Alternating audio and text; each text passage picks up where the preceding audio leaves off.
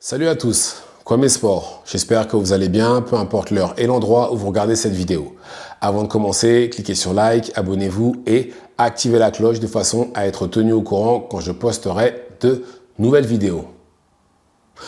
Le 14 décembre prochain, Tank Davis fera son grand retour à l'intérieur du ring. Ce sera contre Lamont Roach et ce sera pour défendre sa ceinture WBA qu'il a obtenue du fait que Devin soit monté de catégorie et laisser toutes les ceintures vacantes, notamment l'IBF qui maintenant est dans les mains de Lomachenko. Après, pour combien de temps, ça, on ne sait pas. Puello a récupéré la WBC et un autre Ukrainien qui était d'ailleurs dans l'équipe olympique avec Lomachenko a récupéré la ceinture WBO. Donc voilà. Mais dans la sous-carte, Jermall Charlo, celui qui est en 160, pas l'ancien champion incontestable, sera de retour à l'intérieur du ring. Il affrontera Thomas Lamann dans la sous-carte. Ce sera, vu que c'est à Houston, je pense que c'est fait exprès, de façon à pouvoir amener des gens, vu que les frères Charlo sont de Houston. Et ce sera en super middleweight. Et c'est une bonne chose, on va dire. Je suis content qu'il revienne. Après, c'est vrai qu'il a eu pas mal de problèmes, des démêlés avec la justice, des problèmes de santé, etc. Mais ça reste quand même un très bon combattant, invaincu, ancien champion WBC de la catégorie middleweight. Mais bon, voilà. Je pense que c'est plutôt compliqué pour lui, parce que même quand vous l'écoutez parler, on dirait qu'il est pas bien. Enfin bref.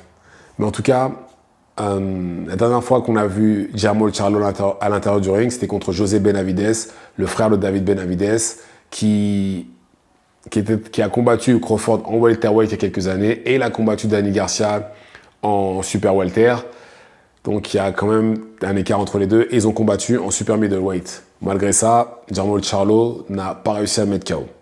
Il n'a pas réussi, et c'est très bizarre parce que voilà, on parle quand même d'une différence énorme en termes de catégorie. Et José Benavides n'a jamais été... c'est pas son frère David. C'est pas le même niveau du tout. Mais néanmoins, on a encore vu de très belles choses venant de Jermall Charlo, notamment son jab. Il a toujours eu un très très bon jab. Il a montré justement durant tout le combat. Son bras arrière aussi était très bon. Et même tout court, je trouve qu'il a fait une bonne prestation. Mais voilà, c'était contre quelqu'un d'un niveau inférieur. Et là, contre Thomas Lamann, ce sera exactement la même chose. Il a été mis KO par Erislandy Lara, et entre-temps, au premier round d'ailleurs. Entre-temps, il a gagné ses combats, mais voilà, il n'a jamais affronté l'élite, ou la seule fois justement, ou les quelques fois où il a affronté l'élite, notamment contre Erislandy Lara, il s'est fait balayer. Mais bon, je pense qu'une victoire contre quelqu'un comme Thomas Lamann pourrait, en espérant qu'il soit bien, que tout se passe bien, qu'il soit actif, etc., ça pourrait lui ouvrir des portes pour justement des plus gros combats, comme des combats avec justement Caleb Plant, Munguia, Berlanga, etc., avec l'élite en 168, notamment un certain Christian Billy. Ce serait bien d'ailleurs de voir Jermall Charlo contre Christian Billy, et que Christian Billy le batte. S'il le bat, je pense que là, son ticket est validé pour un combat contre Canelo, parce qu'il aura battu quelqu'un qui n'avait pas connu la défaite, qui n'a jamais connu la défaite, et qui en plus est considéré comme quelqu'un, on va dire, plus ou moins du top.